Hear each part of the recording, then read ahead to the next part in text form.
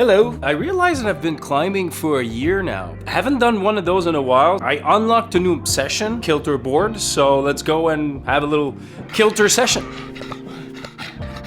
Today will be my third session on the Kilter, and I have to admit this shit is not easy.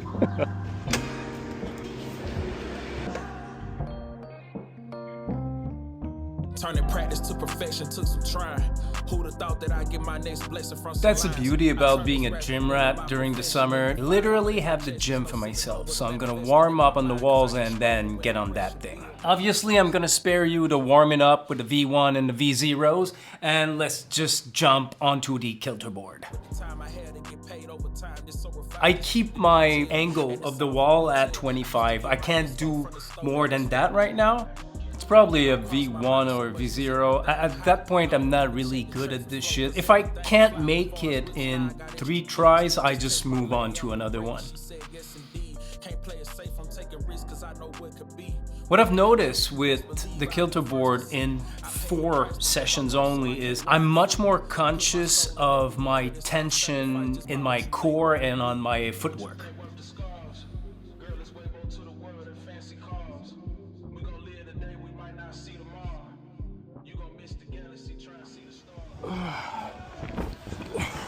Okay, great success.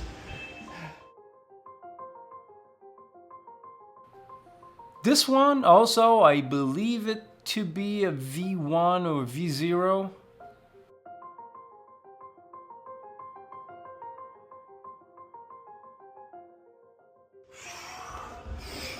I don't know where to put my foot.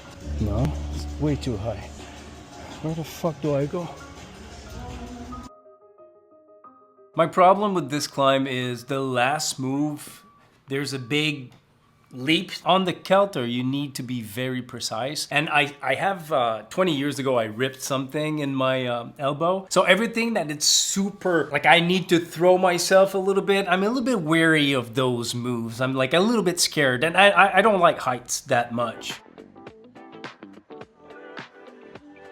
Like I said, it's been a year that I've been climbing, but I feel like the past 4 months I started regressing just because I've hurted myself so much at different places, which I'm gonna make a whole video about all the pains that I have inflicted myself in my first year of climbing. But I feel like the past 3 months I've regressed a lot because I'm scared of hurting myself more, and the little injuries are not fully healed yet. But I just want to keep climbing because I don't want to lose finger strength. I don't want to lose what I've acquired so far. Needed to downgrade a little bit so I don't keep injuring myself. So that's why when there's like a big move that I'm scared of doing, I just hold it back and I'll just come back to it another time. It just feels...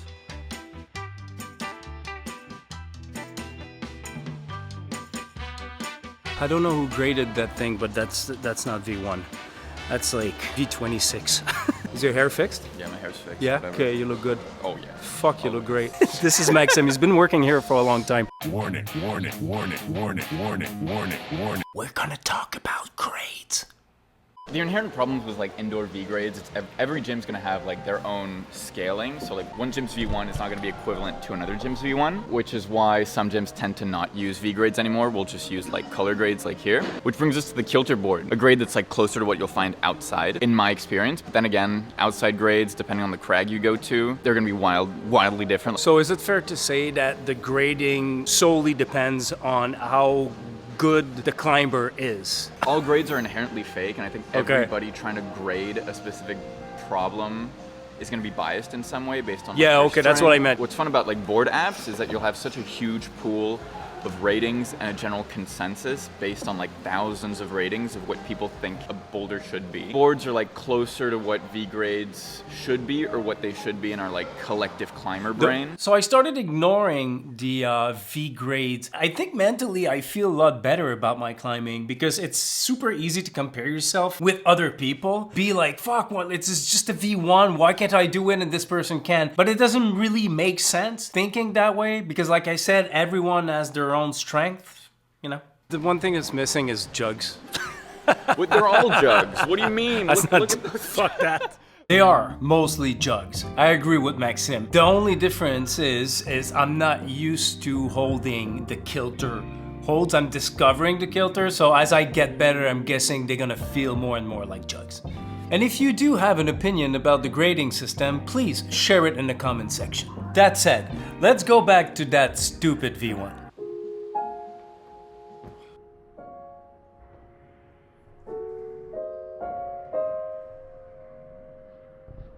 There's one thing I'm sure of. I can hold that crimp, for sure. What I think my problem is my body tension. I need to focus a little more on tightening my abs when I hit the left of the wall, so it makes it easier to grab the crimp without having my whole weight of the body going back to the right. That's my analysis. And obviously, after trying it for about 10-15 times, this guy comes in. See what I mean by the body tension? His body is staying on the left a little longer than I did. He was a great climber. I was a little bit jealous, I have to admit. That was super good. There's one thing I haven't learned in that year of climbing is to stop when I should. Starting to be the end of that Kilter session. I'll try the slab. I don't even know how to start this thing.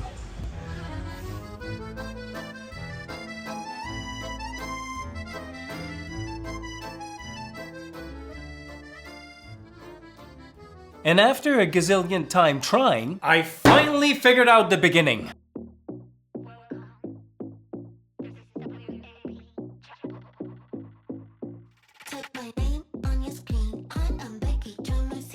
I just want to point out that this is gonna cut, but I stayed there for like 1 full minute. I'm gonna spare you that.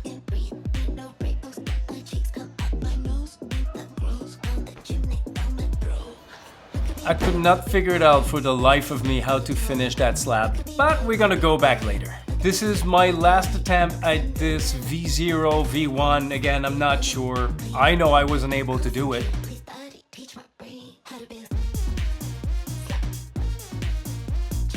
So that was the end of that session. My fingers were completely wrecked. Great session overall. Let's take a little 3-day break before going back on the Kilter. This is a V4, I believe. Again, it's a range. It's about, you know, hard V3s to soft V5. Warming up on those was pretty fun.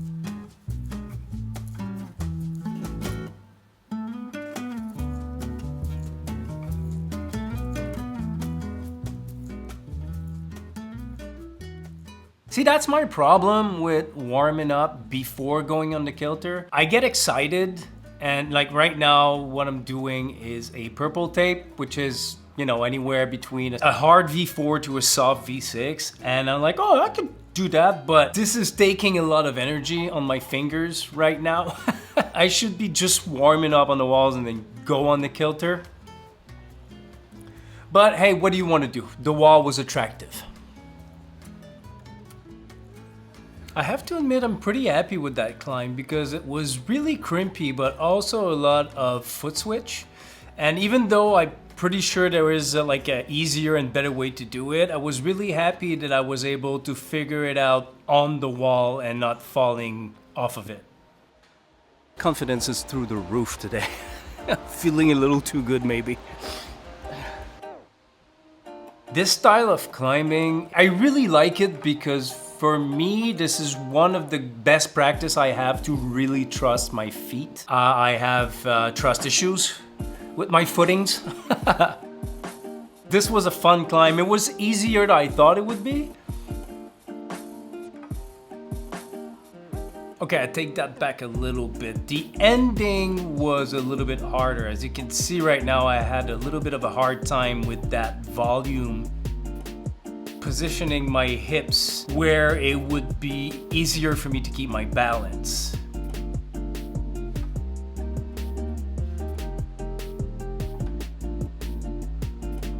The ending was a little bit sketchy. Just to give you an idea, this is how steep the start is. That's probably not gonna be easy. Let's give it a shot. So I asked, and this is 35-degree angled wall, which even if you have jug, it's still hard when the wall wants to push you off of it. And again, doing this before doing the Kilter is... Hey, listen, you know, you're there to have fun at the end of the day. I find that Kilter board is a lot more of a workout for the fingers and the core than the wall is. Let me know what you think in the comment.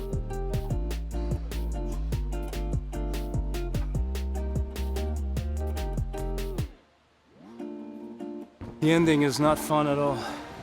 Fuck, it's crimpy.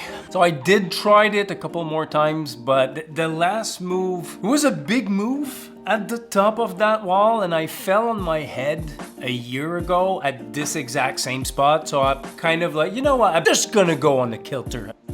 And I started right back to the one I was trying last time. Oh, this, look.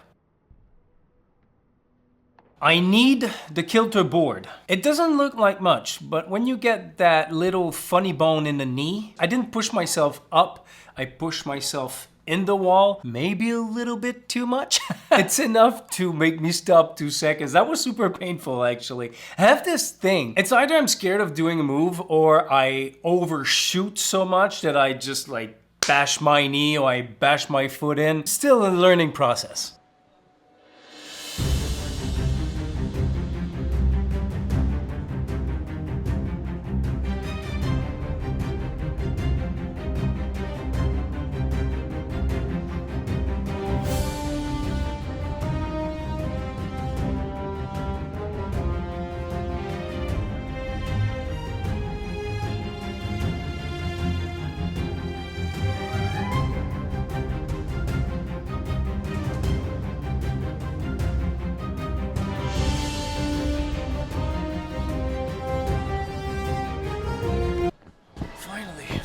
This was a pain in my ass for a couple of sessions now. Okay, and now I'm gonna try a V3. That shit looks hard. So after a quick assessment of what I needed to do, I was prepared and ready to go.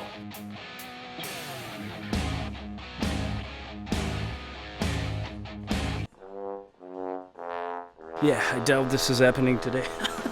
The thing with the Kilter, it's like a cheese grater for the fingers. My skin's not happy. One thing also that I noticed on the Kilter is you have to prepare a little more before starting the climb, just trying to read the route a little better. That on the regular walls, I find that I could just wing it, go on it, then it's easier to hold a little bit longer.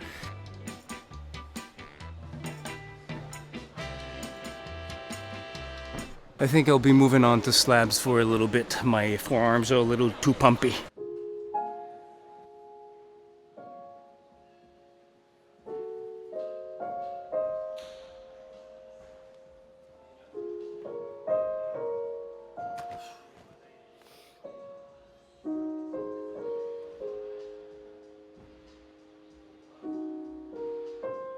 So many tries, but every time I feel like it's a little bit better. Yeah, that was the end of it. I was super tired, so I decided to finish with a little bit of campus style, just to prove to everyone that I did not suck that much. It was still very choppy. I didn't have much energy left. And I did a little bit of shopping, looking for a new shoe, which I'm gonna make a video about, because I think question of what kind of shoe should you use, it's a big one, especially when you start. And I have used so far 2. Now I'm gonna buy something super dirt cheap and see if I can be as good with those shittier shoes. That's for another video. Thank you for watching. Comments, tricks, tips, you just want a bit, do so in the comments. I appreciate you, you're amazing, and I'll speak to you soon.